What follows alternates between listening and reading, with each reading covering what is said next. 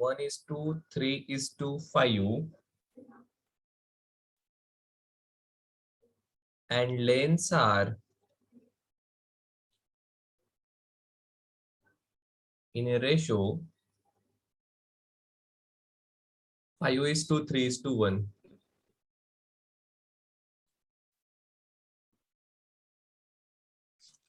Find ratio of their electrical resistances.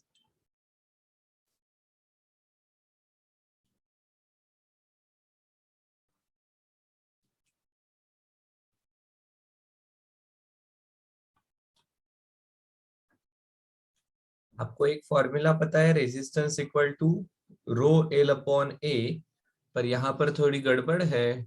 This is M1 is to M2 is to M3. ये ratio दिया है 1:3:5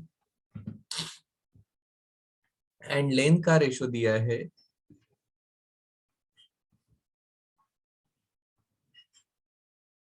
5:3:1. अब क्या करोगे?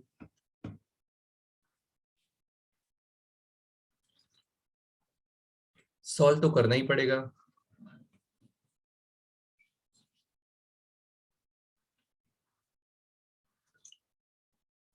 बोलो. लेन के बारे में डायरेक्टली दिया है, कॉपर की वायर है मतलब रेजिस्टिविटी फिक्स है. जरूरत है एरिया की. क्या एरिया एंड मास इनका कुछ रिलेशन हो सकता है क्या? तो आपको पता है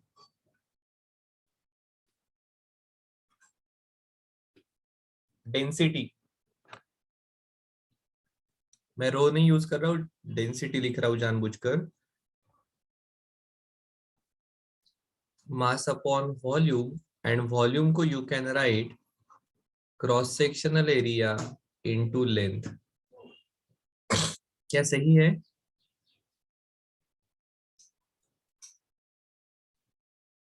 हाँ सर, बिल्कुल सही है. सो यहां से we can get cross sectional area as mass on density into upon length. क्या सही है क्या? अब मटेरियल फिक्स है तो उसकी डेंसिटी फिक्स रहेगी, तो cross sectional area will be proportional to, copper है तो कॉपर की डेंसिटी फिक्स रहेगी ना. सो आप कहोगे, या आपको देगा cross sectional area is proportional to mass upon length. क्या सही है?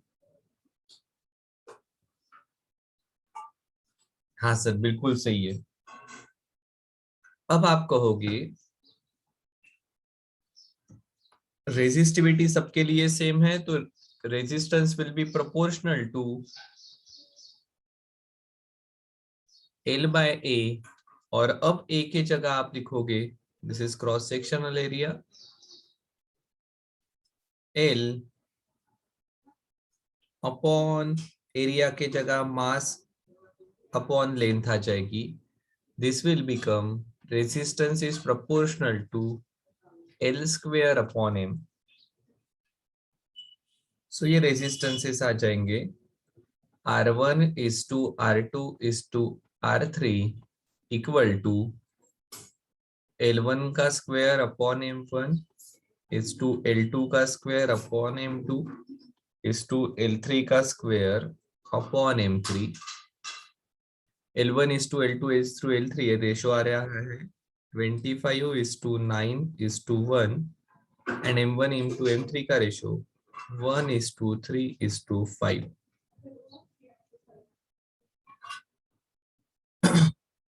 तो ये आ जाएगा, देखो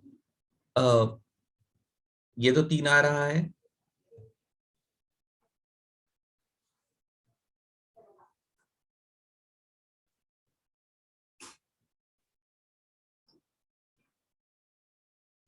twenty five is to 3 is to 1/5. 5 से पूरा मल्टीप्लाई कर देते हैं तो 125 इज टू 15 इज टू 1.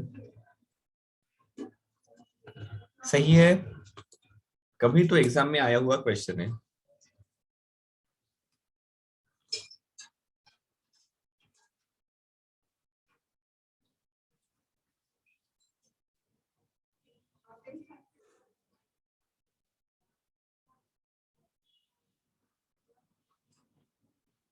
चलो जाए आगे।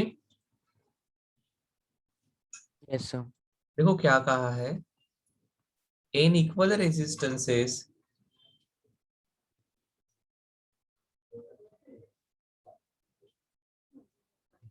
are first connected in series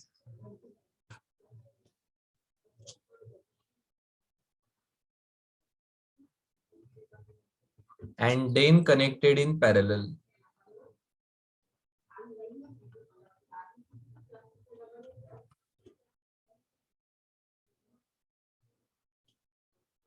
Find ratio of minimum resistance to maximum resistance.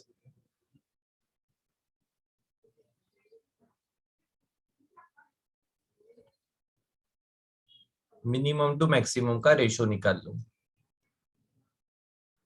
पहले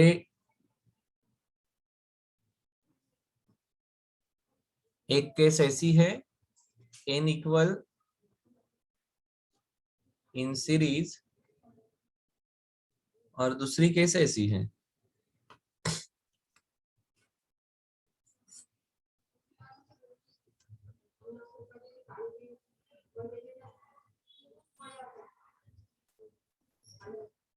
n इक्वल इन पैरेलल।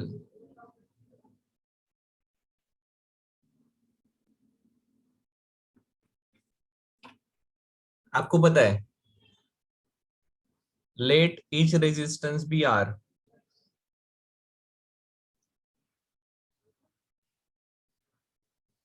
तो सीरीज कॉम्बिनेशन का रेजिस्टेंस कितना आएगा, R प्लस आर, ऐसा n टाइम्स n r। इनको पैरेलल में जोड़ा तो क्या आएगा, 2 इक्वल हाफ होता है, 3 इक्वल 1/3 होता है, तो n पैरेलल जब रहेंगे तो ये आ जाएगा r बाय n। अब ये मिनिमम वाली कंडीशन आ गई और ये मैक्सिमम वाली आ गई। सो आपको पूछा है R min upon R max कितना रहेगा, आर मीन है r by n, R max है n into R, R R चले गए, this is 1 upon n square. सही है।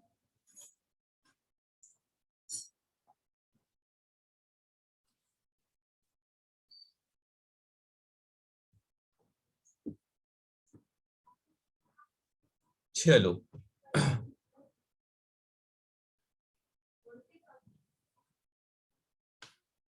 जाए आगे।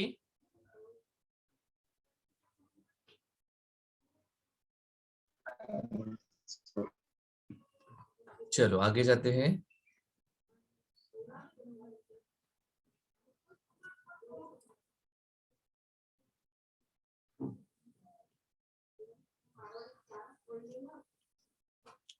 देखो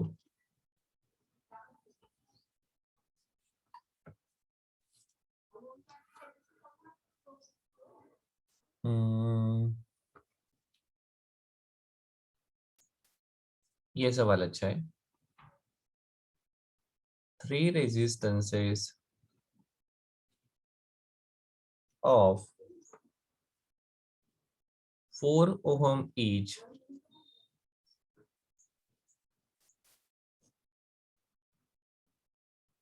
are connected to form a triangle.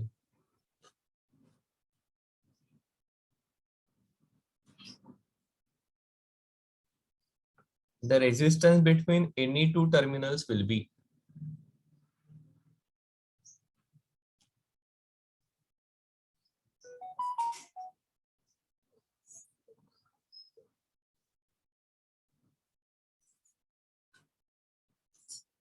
चलो बता दो, कोई भी दो टर्मिनल के बीच का रेजिस्टेंस बता दो।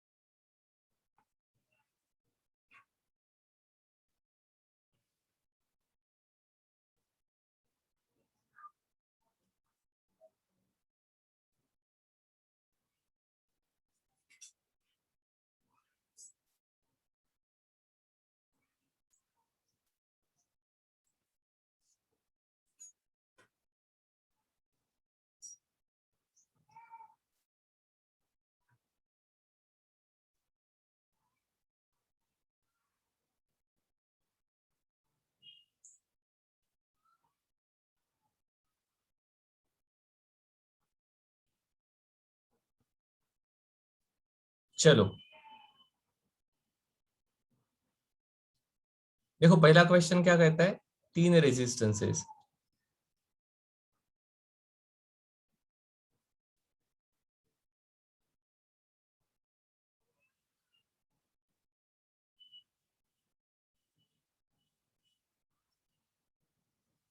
आर आर आर, इनको इस प्रकार से ट्रायंगल में जोड़ दिया।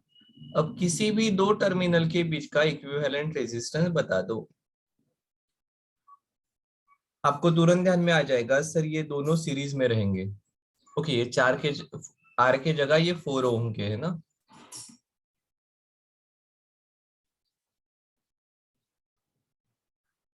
सो ये ऐसा बन जाएगा।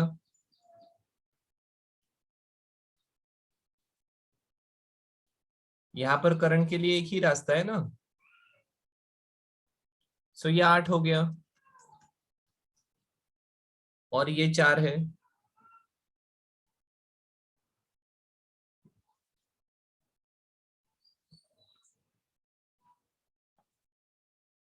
इसका इक्विवेलेंट आपको निकालना आता है, कितना आ जाएगा।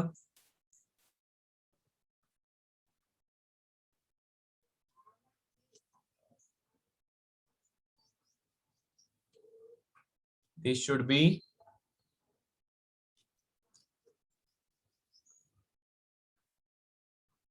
8/3 ओम। सही है। किसी भी दो टर्मिनल में आप जोड़ोगे तो ध्यान में आएगा दो सीरीज में रहेगा and it will be parallel with third. देखो ये कहाँ से आया है, मैं एक बार फिर से आपको ये लगे तो बताता हूँ। 1/RP equal to 1/R1 plus 1/R2। ये आता है R1 R2, इसे R2 से मल्टीप्लाई किया, इसे R1 से मल्टीप्लाई किया, इसे ऐड करते हैं तो this is R1 plus R2। Denominator में R1 R2 रहेगा। दिस इज 1/RP, तो RP की वैल्यू आने वाली है R1 इंटू R2 ऊपर, नीचे R1 प्लस R2 रहेगा। ठीक है। तो जब दो है तो ये रिलेशन डायरेक्टली यूज करना। चलो नीचे वाला क्वेश्चन समझ लो। A 5 degree Celsius rise in temperature is observed in a conductor by passing a current. जब करंट I फ्लो पास होता है तब टेम्परेचर राइज है 5 डिग्री सेल्सियस का। अब आपको पता है जब करंट पास होगा तब हीट जनरेट होगी, और Q का फॉर्मूला है mc∆T। अब मास फिक्स है, C फिक्स है, तो आप कहोगे Q is proportional to delta T। ठीक है। अब ये Q का फॉर्मूला आपको पता है, हीट जनरेटेड रहेगी I²RT, but Q is proportional to delta T, तो हम यहां से कहेंगे delta T is proportional to I² अगर R और T सेम है तो क्या सही है क्या? या लगे तो मैं इसे साथ में लिखना है तो ऐसा लिखता हूँ, थोड़ा सा आसान जाएगा समझने के लिए।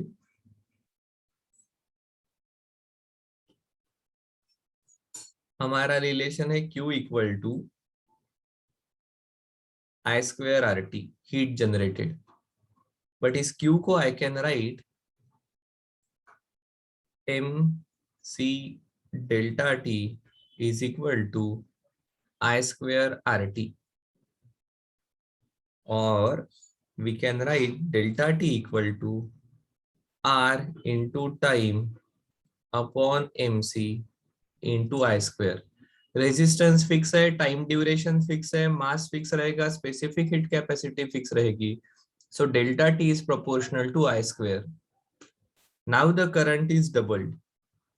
पहले आई था, अब 2i हो गया। 2i का स्क्वायर 4i स्क्वायर हो जाएगा। सो टेम्परेचर राइज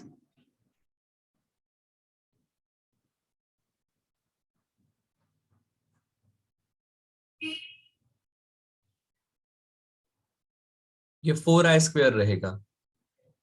आई स्क्वेयर जब होता है तब 5 डिग्री सेल्सियस होता है। 4i स्क्वेयर जब रहेगा तो 4 टाइम्स बढ़ जाएगा, ये 20 डिग्री सेल्सियस का रहेगा। क्या सही है?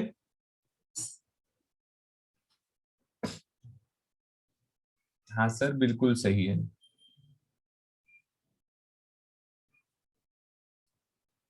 चलो और एक स्टेप आगे जाते हैं। देखो ये सवाल भी अच्छा है। अ 5 ampere fuse wire can withstand a maximum power of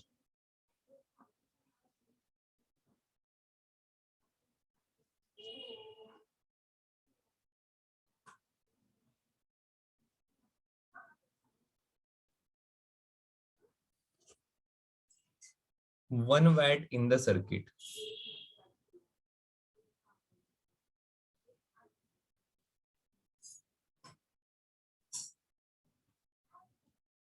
Find the resistance of fuse wire।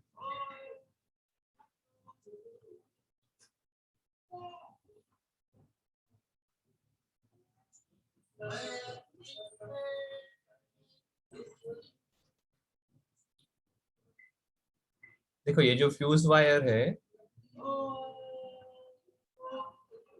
इसका रेटिंग है 5 एम्पियर, ठीक है। और इस केस में ये 1 वैट की पावर विथस्टैंड कर सकती है।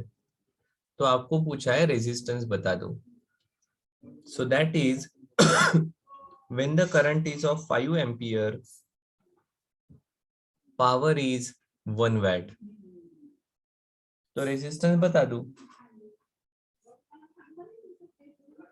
Power equal to I square R. R की value P upon I square 1/25। So this is 4/100, that is 0.04 ohm. क्या सही है क्या? हाँ सर, बिल्कुल सही है।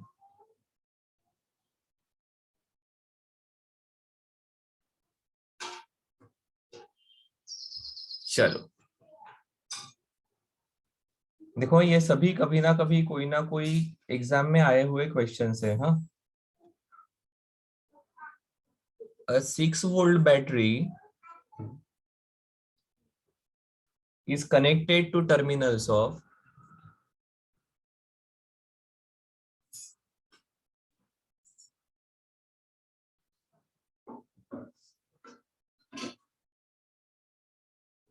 three-meter long wire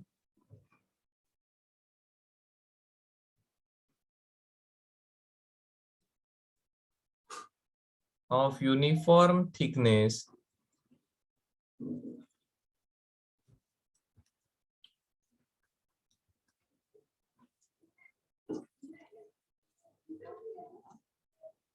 and resistance of 100 ohm।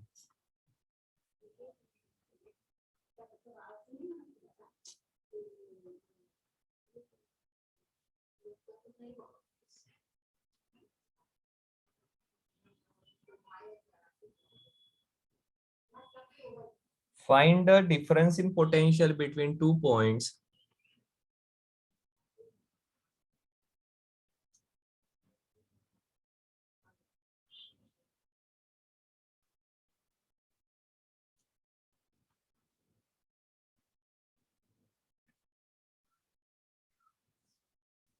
on the wire separated by 50 centimetre. Options लगे तो बता देता हूँ. 2 volt, 3 volt, 1 volt and 1.5 volt.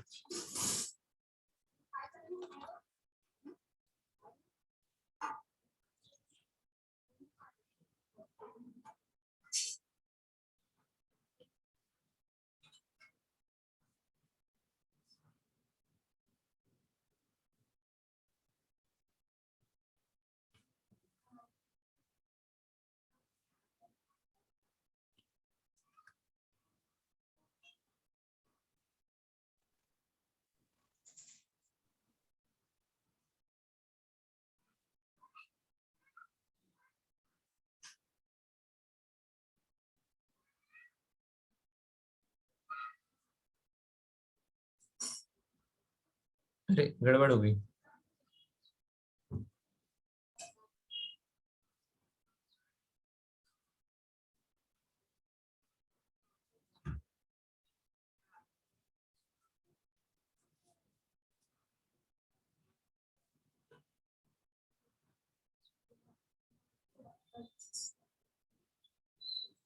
इस प्रकार से जोड़ा है ना.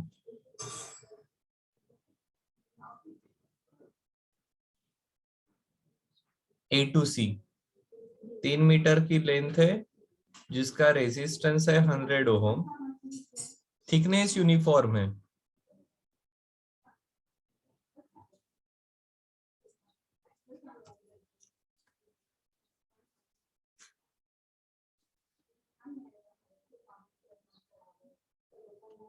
थिकनेस यूनिफॉर्म है इसका मतलब क्या है?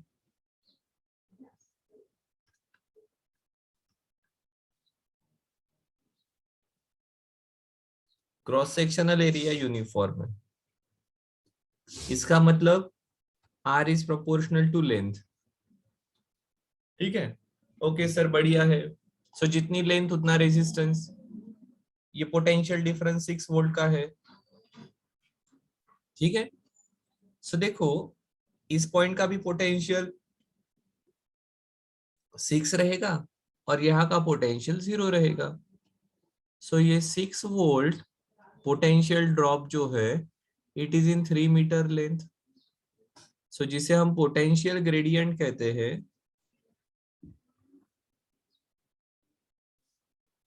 Equal to 6 volt upon 3 metre, that is 2 volt per meter. So therefore, potential difference between point A and N, which are 50 centimeter apart,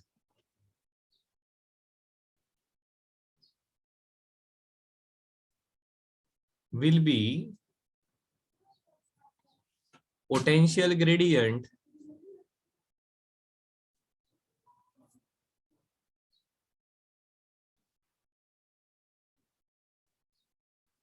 into length. So ये आने वाला है 2 volt per meter into 0.5 meter, that is 1 volt.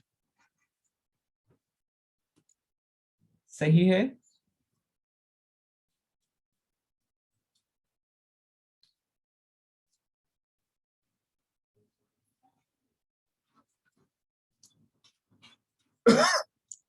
एक और बढ़िया question है. हाँ,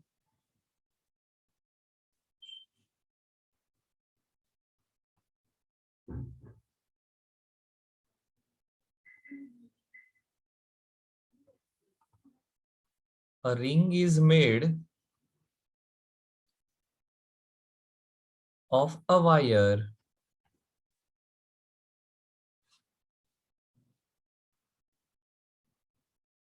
having resistance of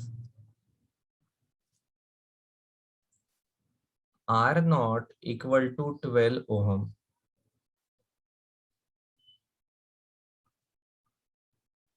The points A and B are shown in figure. Figure निकालता हूं.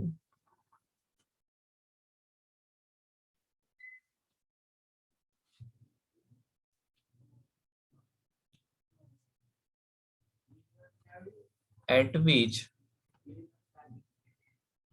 a current carrying conductor should be connected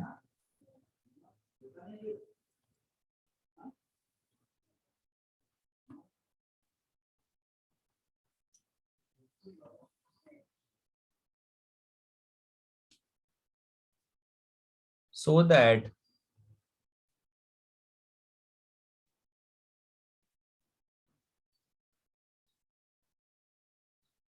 the resistance R of the sub-circuit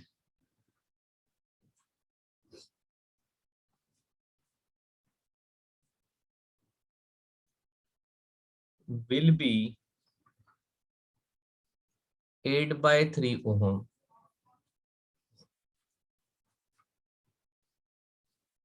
इस प्रकार की मोटी वायर है.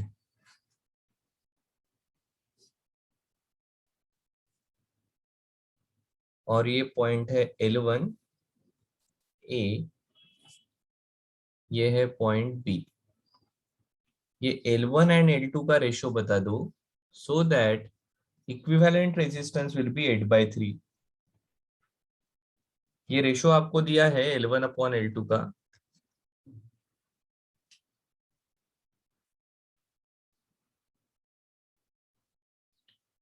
Five by 8, 1/3,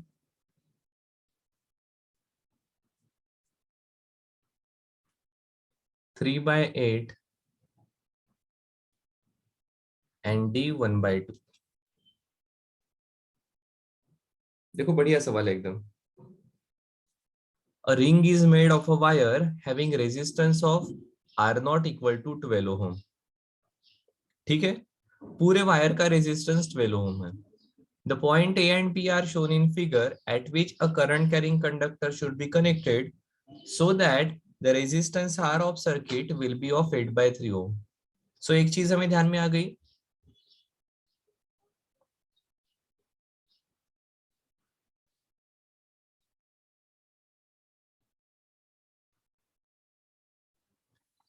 Resistance is proportional to length and L1 plus L2 इसका resistance आ जाएगा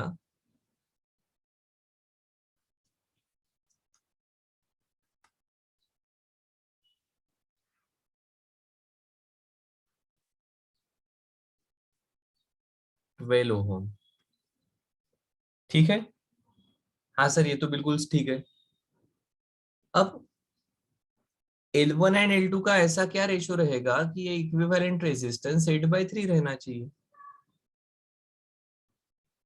सो L1 and L2 are connected in parallel lens. तो आप कहोगे RP equal to L1 into L2 divided by L1 plus L2 equal to कितना आ रहा है parallel combination का 8/3. और आपको L1 प्लस L2 की वैल्यू पता है 12. सो ये क्या आ गया L1 into L2 equal to 8/3 into 12 that is 32. L1 plus L2 पता है, L1 L2 पता है, एक की वैल्यू पुट कर दो.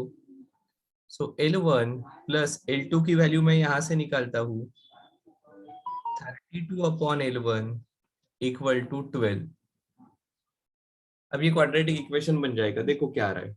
या थोड़ा सा आप डायरेक्टली कॉमन सेंस यूज करके भी इसे सॉल्व कर सकते हो. सर देखो, दो का प्रोडक्ट 12 है और उसका प्रोडक्ट दो की एडिशन 12 है और प्रोडक्ट 12 है, 32 है. ये नंबर क्या होने चाहिए 8 and 4, 8 4s are 32, 8 plus 12, 8 plus 4 equal to 12. So L1 upon L2 का रेशो क्या आना चाहिए?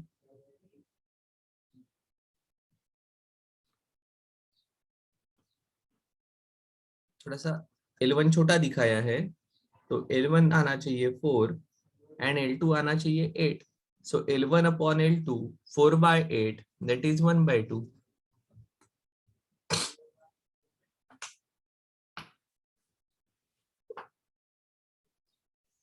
क्या सही है?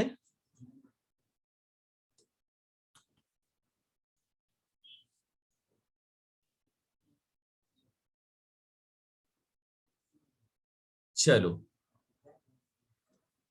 और दो क्वेश्चन कर लेते हैं.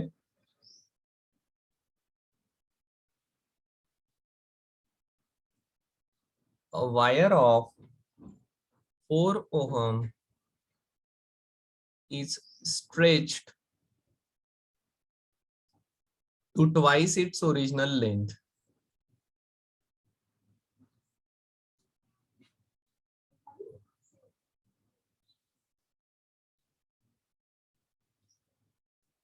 The resistance of stretch wire will be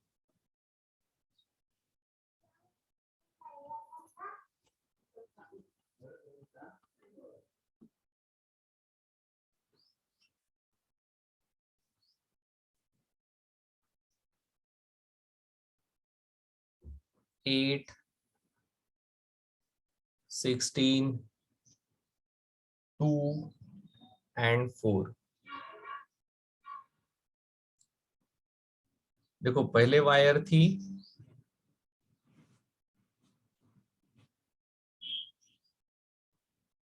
4 ओम की, अब इसको डबल बनाया गया, तो रेजिस्टेंस बता दो.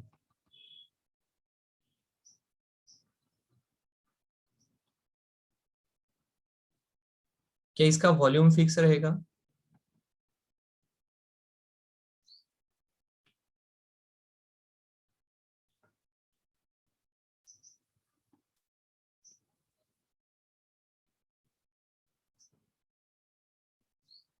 नई लेंथ है 2L, सो नया एरिया रहेगा विल बी A/2. सो अब रेजिस्टेंस आ जाएगा रेजिस्टिविटी इनटू नई लेंथ अपॉन नया एरिया. सो ये आ जाएगा, ये 2 पर चले गए, 4 टाइम्स रो L/A, पर रो L/A इज योर पुराना रेजिस्टेंस.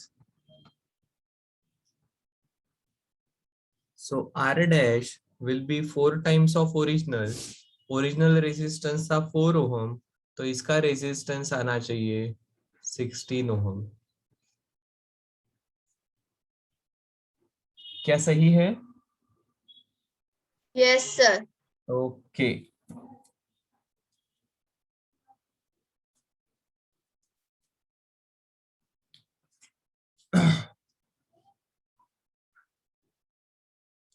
और एक क्वेश्चन कर लेते हैं.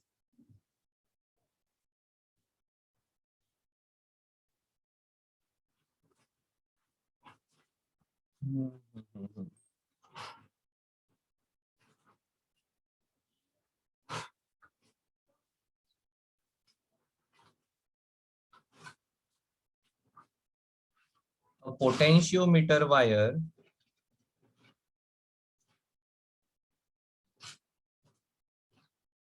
is 100 centimeter long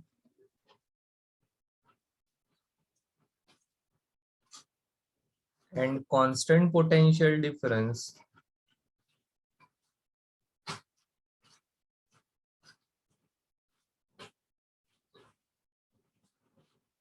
is maintained across it.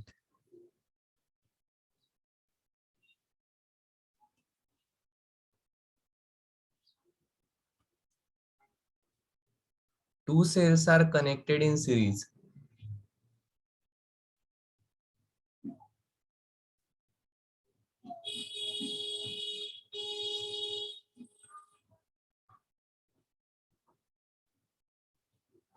First, to support each other, and then in opposite direction.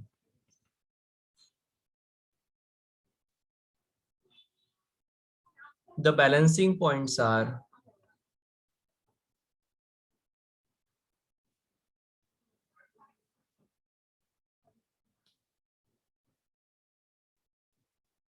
50 centimeter and 10 centimeter from positive end of wire.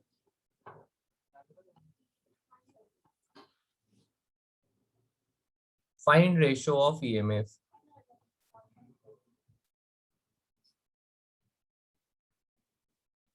कर लो बरा solve.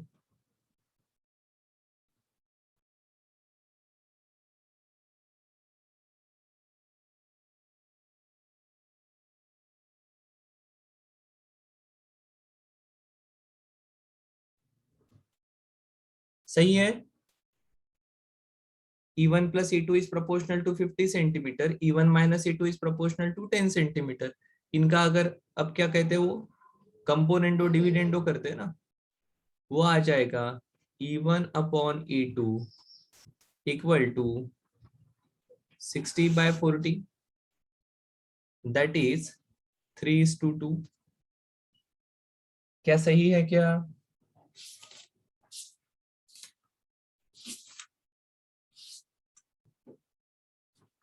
Sir बिल्कुल सही है. E1 is to E2 is 3:2. सो ऐसे सभी type के question इस part पर पूछे जाते हैं.